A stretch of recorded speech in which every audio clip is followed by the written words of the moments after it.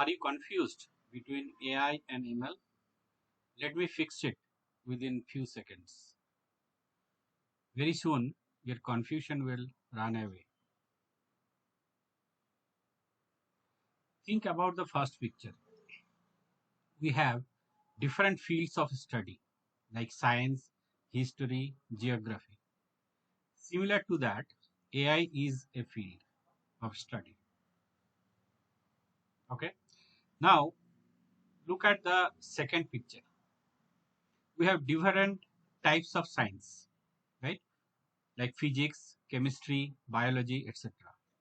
Same way, how we have different subsets, we can say, of science, we have different subsets of AI, like NLP, natural language processing, ML, machine learning, computer vision, robotics, etc.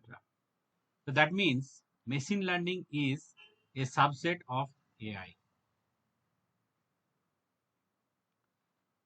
Do like the video and subscribe to know similar